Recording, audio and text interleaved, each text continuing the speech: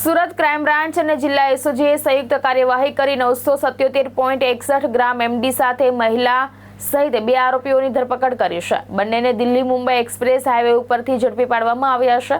બંનેની પૂછપરછમાં આંતરરાષ્ટ્રીય ડ્રગ્સ નેટવર્કનો પર્દાફાશ થયો હોવાની માહિતી સામે આવી છે. સુરત ક્રાઇમ બ્રાન્ચ અને જિલ્લા એસઓજીની સંયુક્ત કાર્યવાહીમાં દિલ્હી મુંબઈ એક્સપ્રેસ હાઈવે ઉપરથી મહિલા સહિત 2 આરોપીઓને ઝડપી પાડવામાં આવ્યા હતા. બંને પાસેથી 977.61 ગ્રામ એમડી મળી આવ્યું હતું. બંને આરોપીઓની પૂછપરછ દરમિયાન આંતરરાષ્ટ્રીય ડ્રગ્સ નેટવર્કનો પર્દાફાશ થયો હોવાની માહિતી સામે આવી છે. હવે વધુ પૂછપરછમાં મોટા માથાઓના નામ સામે આવે તેવી શક્યતાઓ છે.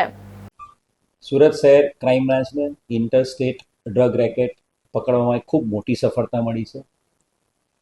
રાજ્યના નાયબ મુખ્યમંત્રી હર્ષ સંઘવી સાહેબ, ડીજીપી મલિક સાહેબ ની જે આખી એક પોલિસી છે ઝીરો ટોલરન્સ ટુવર્ડ ડ્રગ્સની બદીને નાબૂદ કરવા માટે ગુજરાત પોલીસ કટિબદ્ધ છે. અને એ અનુસંધાને no drugs in Surat city એની થીમ ઉપર જે સુરત શહેર છેલ્લા 2 વર્ષથી સુરત શહેર પોલીસ કામ કરી રહી છે, એમાં એક ખૂબ મોટી સફળતા સુરત શહેર ક્રાઇમ બ્રાન્ચને મળી છે.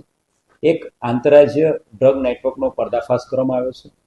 ક્રાઇમ બ્રાન્ચ ડીસીપી રોજિયા સાહેબ, એસીપી મોદી અને અમારા પોલીસ ઇન્સ્પેક્ટરોની આખી ટીમ છેલ્લા ઘણા સમયથી આ નેટવર્ક પાછળ મહેનત કરી રહી હતી.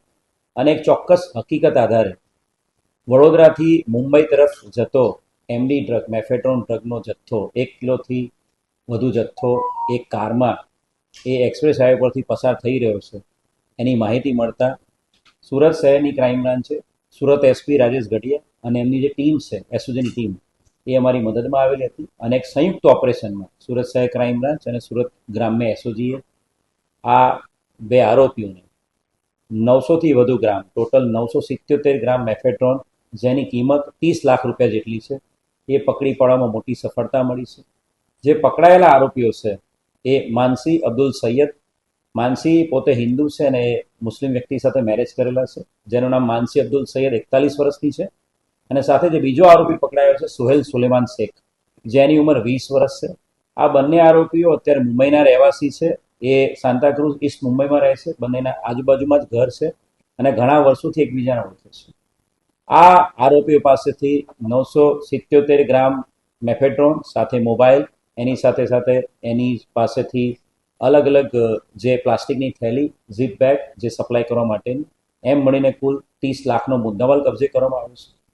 પ્રાથમિક જે પૂછપરછ કરવામાં આવી છે માનસી અને સોહેલની, એમાંથી એ ખબર પડે છે કે ભાઈ વડોદરા રેલવે સ્ટેશન પર કોઈ એક મહિલા એમને આ ડ્રગનો જથ્થો આપ્યો હતો. એ લોકો મુંબઈથી બાય કાર, ભાડાની કાર સાથે એ લોકો મુંબઈથી નીકળ્યા હતા. વડોદરા એક મહિલા પાસેથી એમણે આ ડ્રગનો જથ્થો, રેલવે સ્ટેશન પાસે એક મહિલા પાસેથી આ ડ્રગનો જથ્થો લીધો હતો. અને આ ડ્રગનો જથ્થો એ મુંબઈ લઈ જઈને એ પોતે અલગ અલગ વ્યક્તિઓને સપ્લાય કરતા હતા, ડ્રગ પેડલર તરીકે કામ કરે. જે ઇન્ટ્રોગેશનમાં જે ખબર પડે છે એ પ્રમાણે માનસી અબ્દુલ સૈયદ એ 2015થી પોતે પણ એમડીનું સેવન કરે છે, ડ્રગ્સનું સેવન કરે છે અને ડ્રગ એડિક્ટ છે. અને ઘણા લાંબા સમયથી ડ્રગ્સના આ સપ્લાયના અને પેલ્ડરના અને બિઝનેસમાં સંકળાયેલી છે. આની પહેલાં પણ ઇન્દોર ક્રાઇમ બ્રાન્ચ છે અને 2021માં 100 ગ્રામ એમડીના ડ્રગ્સ સાથે પકડેલી છે. ઇન્દોર ક્રાઇમ બ્રાન્ચ પોલીસ સ્ટેશનના 29/2021ના ગુનામાં એ 4 વર્ષ જેટલું જેલમાં રહેલી છે.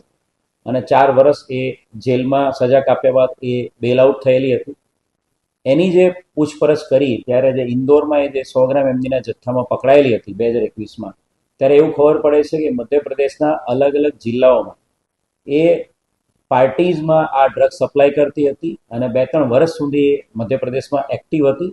અને ઇન્દોરમાં 31 ડિસેમ્બરની પાર્ટીમાં સપ્લાય કરવાના ઈરાદે એ નાના નાના બાળકોના ડાયપરમાં આ ડ્રગ સપ્લાય કરવાનું કામ કરતી. ત્યારે એની ધરપકડ 2021માં ડિસેમ્બર મહિનામાં થયેલી હતી.